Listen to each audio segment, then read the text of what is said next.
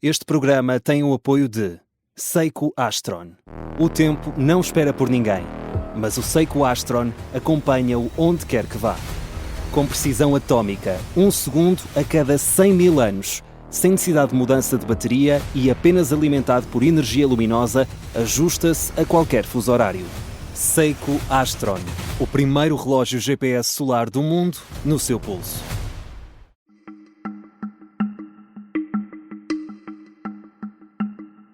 Esta é a história do dia da Rádio Observador. O regime poderá cair no Irão? אני מזהיר את הדיקטטור האיראני מהמשך ביצוע פשעי מלחמה וירי טילים לעבר אזרחי ישראל. Israel Katz é o ministro israelita da Defesa e deixa aqui um aviso ao Ayatollah Khamenei. Chama-lhe ditador.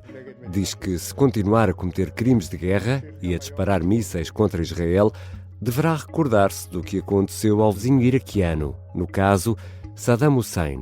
Hussein foi julgado e condenado à morte por um tribunal especial iraquiano. Acabou enforcado depois de perder a guerra. O regime iraniano, uma teocracia, está a ser atacado e em força por Israel. Mas até que ponto está ameaçado? E se cair, o que poderá vir aí? São perguntas para Paulo Batista Ramos, especialista em relações internacionais e profundo conhecedor do Médio Oriente e do Irão. Eu sou o Ricardo Conceição e esta é a história do dia, de quarta-feira, 18 de junho.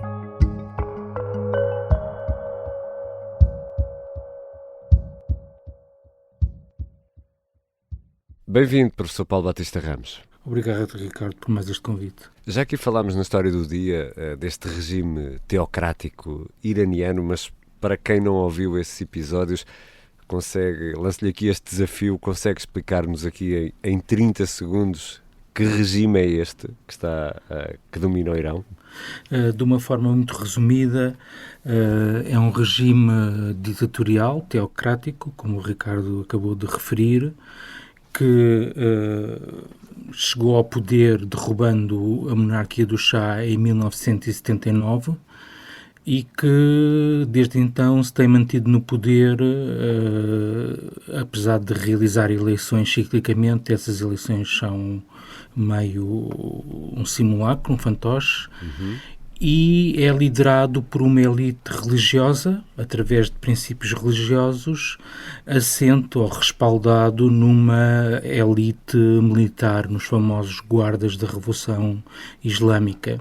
E logo desde o início de 1979 anunciou ou declarou como seu principal inimigo Israel, precisamente por causa da questão palestiniana. Exatamente. Portanto, uma das razões que levam Israel a bombardear e agora a tentar enfraquecer o Irão reside na premissa de que um dos grandes objetivos do Irão é a aniquilação do Estado de Israel. Isto é mesmo assim ou é só uma retórica belicosa? Bom, retórica é uma retórica repetida e, como acabei de referir, desde o primeiro dia da fundação da República Islâmica do Irão no ano 1979. E, retórica ou não, a verdade é uma. Israel acredita, acha que não é só o Netanyahu, toda a população de Israel, toda a elite política de Israel acha que sim, que existe uma intenção real de o Irão aniquilar o Estado de Israel, e da parte do Irão, as políticas que tem desenvolvido desde então, incluindo o desenvolvimento do seu programa militar e do seu programa nuclear, visam também a aniquilação daquilo que o Irão chama o Pequeno Satã. E o Irão usa os chamados proxies, não é? Portanto, quase por procuração, grupos para atacar Israel. Também é esse pormenor, que não é pormenor, é um por maior, não é? Exatamente. Parte dessa estratégia defensiva/ofensiva do Irão, ao longo dos últimos 40 anos, tem sido precisamente a fundação, o apoio financeiro, militar, estratégico a esses grupos, que são grupos, na sua maioria, grupos terroristas, ou pelo menos são grupos híbridos que combinam estratégias militares com estratégias de terror e até com estratégias religiosas e sociais, caritativas. Portanto, são os grupos particulares que estão espalhados pelos territórios, pelos países entre o Irão e Israel. Os grupos mais ativos e mais importantes em primeiro lugar, o Hezbollah, que estava baseado no sul do Líbano, portanto, junto à fronteira norte com Israel. O próprio Hamas, que a partir dos anos 90 também tem mantido relações estreitas com o regime iraniano. O regime sírio de Bashar al-Assad, portanto, também tem uma vertente, digamos, xiita e, portanto, foi muito próximo também do Estado iraniano. E depois há uma série de outros grupos armados, grupos terroristas, quer no Iraque, espalhados pelo Iraque, quer no Iémen, os famigerados Houthis, que também é um grupo rebelde xiita, e, portanto, é ao longo do chamado crescente xiita que operam toda uma série de grupos que apoiam e servem como linha da frente defensiva do regime iraniano. Aqui também está em causa o programa nuclear iraniano e a possibilidade do Irão vir a ter armas nucleares. Ora, esta é uma ideia que, compreendemos, não agrada a Israel, mas também não agrada aos vizinhos árabes da região, não é? Correto, sim, afirmativo. Um dos objetivos do regime iraniano, também desde o início, o Irão já dispunha de um programa nuclear criado nos anos 50, ainda no tempo do Shah e apoiado pelos Estados Unidos, e logo também a partir do nascimento da República Islâmica, na década de 80, houve intenção de desenvolver um programa nuclear civil e militar. E a razão principal, o objetivo principal do desenvolvimento desse programa nuclear militar, de cariz militar, sempre foi a sobrevivência e a manutenção do regime iraniano. Portanto, a elite religiosa e militar iraniana sabe que, se conseguir desenvolver uma arma nuclear, a garantia de perpetuação do regime teocrático iraniano é muito maior. Eles costumam comparar com aquilo que aconteceu na Líbia, com Gaddafi, ou no Iraque, com Saddam Hussein, que tentaram desenvolver armas nucleares, não conseguiram. No caso do Iraque, o programa nuclear foi precisamente destruído por um ataque israelita, e como não conseguiram, os regimes acabaram por findar, acabaram por ser derrubados por revoltas civis, no caso do Iraque também com intervenção externa americana.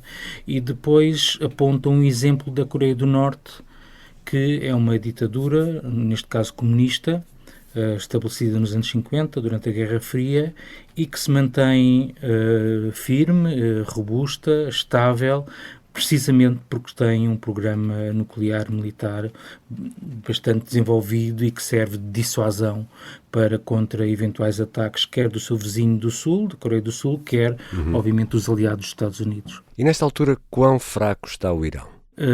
É difícil de afirmar isso. O regime sempre teve momentos de contestação interna, principalmente desde 2009, desde o Movimento Verde 2009. Ainda há 2 anos houve muitas manifestações no interior do Irão com o movimento Mulher, Vida e Liberdade após a morte daquela jovem Mahsa Amini. E todas essas manifestações que têm ocorrido ao longo dos últimos 15 anos, mais ou menos, não foram suficientes para sequer abalar o regime. Portanto, a tal elite que domina o Irão tem conseguido manter-se coesa e, ao mesmo tempo, bastante sólida no controle e manutenção do poder do Irão. Portanto, isso parece evidente. Agora, resta saber, com estes ataques da parte de Israel, até que ponto, e só passaram ainda 5 dias, 6 dias, até que ponto, enfim, já foi desgastado o suficiente, principalmente a cúpula do regime, para o fragilizar ao ponto de poder haver alguma mudança de regime. Já voltamos à conversa com Paulo Batista Ramos, especialista, professor de Relações Internacionais, que conhece muito bem a realidade iraniana. Vamos pegar precisamente neste ponto.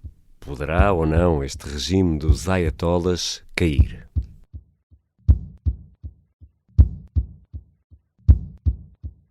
O Carlos susteve a respiração e abriu a sua encomenda da Amazon. É um novo aspirador robô que vai deixar o seu chão impecável por um preço muito mais baixo do que ele estava à espera. Para o Carlos, é 5 estrelas. Desde aspiradores robô a eletrodomésticos para a cozinha e muito mais. Encontre os produtos com as melhores opiniões a preços que vai adorar hoje mesmo na Amazon. O Zé faz 25. É um podcast de ficção para ouvir em 8 episódios. Uma coprodução Coyote Vadio e Observador, da autoria de David Neto e Manuel Pureza. Engenheiro Vicente Valbon, quando é que foi notificado do desaparecimento do seu filho, José Valbon? Epá, desculpa lá, mas logo agora é que o gajo tem que ser entalado. Com as vozes de Tiago Teotónio Pereira, Paulo Calatré, Sara Matos e a minha, Beatriz Godinho. Episódio 5, Furo Lento. Onde é que tu andas, Zé? Este podcast de ficção tem o apoio da Citroën. Estamos de regresso à conversa com Paulo Batista Ramos, especialista em relações internacionais e profundo conhecedor do Médio Oriente. Professor, mas temos aqui falado dessa hipótese da queda do regime, chamado regime dos ayatollahs. Poderá, na sua opinião, cair na sequência desta intervenção ou poderá vir a ser derrubado internamente? Há alguma hipótese disso acontecer? Hipótese existe sempre, mas, enfim, eu diria que vai ser difícil. Como referi ainda há pouco, a última década aconteceram várias manifestações internas, todas elas pacíficas, é verdade, um pouco por todo o Irão, em Teherão, na capital, mas em muitas outras cidades iranianas, manifestações contra o regime, contra o guia supremo, Khamenei, podemos dizer da população de uma forma geral e de setores ténues da oposição, que não se manifesta muito internamente, não pode se manifestar internamente, e essas manifestações não foram efetivamente suficientes, mas também não tiveram nunca uma componente de violência, de ataque direto à cúpula do regime. Ora, isso neste momento é o que está a acontecer, precisamente com os ataques de Israel à cúpula, à estrutura de comando de todas as Forças Armadas do Irão e, eventualmente, também ainda não aconteceu à componente política ou religiosa do regime, portanto, àqueles que governam o país propriamente dito. Se estes ataques poderão incentivar ou mobilizar a população para se revoltar contra o regime, ainda não sabemos. Já percebemos que Netanyahu desejaria isso. Exatamente, está sempre a incentivar isso, não é? Exatamente. Depois de um primeiro momento de ter dito que os ataques visavam essencialmente o programa nuclear do Irão, começou a incentivar a população, começou a dirigir-se aos iranianos a dizer que o ataque não era contra eles, era contra o regime. Exato. E que poderia constituir uma oportunidade, visto que no passado não conseguiram. Então, mas professor, vamos imaginar que essa hipótese acontece. Sabemos quem é que poderia seguir-se? Quem poderia suceder, há várias hipóteses. A oposição está organizada em vários grupos no exterior do Irão. há os palevistas do Pahlavi, da monarquia, que querem a restauração, são adeptos do exatamente, Shah. do rei, do Shah. Portanto, neste caso é o filho. Gostariam de vê-los regressar e, portanto, há a hipótese de instaurar uma monarquia constitucional. Mas existem também outros grupos no exterior, os Mujahideen al-Khalq, enfim, outros grupos da oposição que também estariam, digamos assim, interessados em tomar o poder. Obviamente que também há a hipótese de haver uma transição para uma república democrática. Portanto, há também no interior do próprio Irão setores democráticos, um pouco à semelhança do que acontece no Ocidente, que estariam interessados em terminar com a teocracia, enfim, não eliminar o poder religioso, mas acantoná-lo, atribuir-lhe o lugar que devem ter em democracia e instaurar uma democracia parlamentar no Irão. Portanto, existe massa crítica, existe muita gente, principalmente fora do Irão, mas também no interior do Irão, que estaria, com certeza, em condições de tomar as rédeas do país e de fazer uma transição pacífica para um regime democrático pró-ocidental, digamos assim. Professor, e num cenário, porque temos de colocar este cenário quando estamos a falar de Israel, em que o Ayatollah Ali Khamenei é assassinado. Vamos imaginar isto, porque Israel já mostrou ser capaz de localizar e eliminar inimigos. Isto, na perspectiva xiita, no olhar dos xiitas, pode transformar Khamenei num mártir e unir ainda mais o país em torno deste regime? Poderia ter um efeito contrário àquele que seria o pretendido por Israel? Eu julgo que não, no sentido em que o Ricardo está a colocar a questão. Eu julgo que a maioria, pelo menos a avaliação que eu faço do que se passa no Irão, e principalmente em Teherão e entre a juventude iraniana, é que realmente a maioria da população não quer saber da elite religiosa ou militar do Irão. Por exemplo, estão a morrer dezenas de líderes militares e, pura e simplesmente, a população não quer saber disso para nada. Portanto, eles não têm qualquer tipo de afeição ou respeito por esta elite militar e religiosa. Penso que o problema será outro, é que a população do Irão, de uma forma geral, não gosta, e eu julgo que esta é a principal razão pela qual ainda não se revoltaram e não foram para as ruas apoiar, digamos, os ataques de Israel.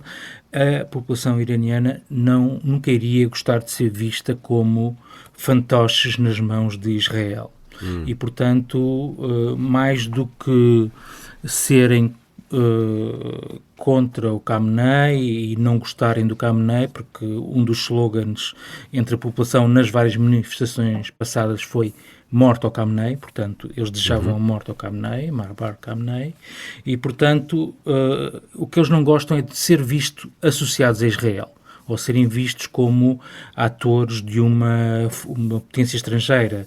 Portanto, é uma população extremamente nacionalista, extremamente patriótica, portanto, assente na cultura persa, no orgulho persa, enfim, nesse espectro cultural, e nunca gostariam de ser vistos como instrumentos das potências ocidentais, quer seja Israel, quer seja os Estados Unidos, e por isso acho eu que é a principal razão para, enfim, não se colocarem do lado de Israel e irem para as ruas para derrubar o regime. Mas eu diria que tudo pode ser possível, de um momento para o outro, em escassas horas, escassos dias, tudo é possível. Vimos isso na Síria, de um momento para o outro, um regime cai, é derrubado. Exatamente. E a liderança tem que fugir do país. Portanto, eu diria que esse cenário ainda está em aberto. Obrigado, professor Paulo Batista Ramos. Eu é que agradeço, Ricardo. Paulo Batista Ramos é professor, especialista em relações internacionais, um profundo conhecedor do Médio Oriente e do Irão. E para esta quarta-feira, véspera de feriado, ficam várias notas de destaque. Termina a apresentação e discussão do programa de governo no Parlamento, onde será votada e rejeitada a moção de censura apresentada pelo PCP. No Porto, é assinado o acordo político entre PSD e CDS e Iniciativa Liberal para a candidatura de Pedro Duarte à Câmara Municipal. E no Palácio da Justiça, em Lisboa, prossegue o julgamento do caso que opõe os Anjos a Joana Marques. Os cantores reclamam mais de 1 milhão de euros de indemnização devido a uma piada da humorista. E amanhã, não há história do dia, é feriado de Corpo de Deus, um feriado religioso que se assinala na primeira quinta-feira, 60 dias depois da Páscoa, uma celebração do mistério da Eucaristia. Os católicos acreditam que Jesus está presente no pão e no vinho consagrados nas missas.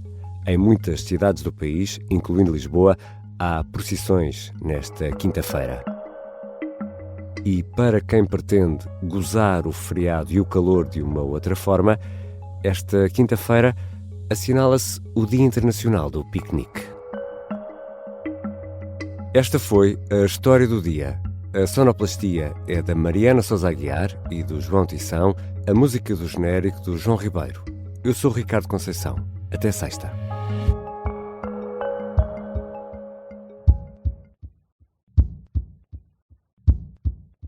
O Carlos susteve a respiração e abriu a sua encomenda da Amazon. É um novo aspirador robô que vai deixar o seu chão impecável por um preço muito mais baixo do que ele estava à espera. Para o Carlos, é 5 estrelas. Desde aspiradores robô a eletrodomésticos para a cozinha e muito mais. Encontre os produtos com as melhores opiniões a preços que vai adorar hoje mesmo na Amazon.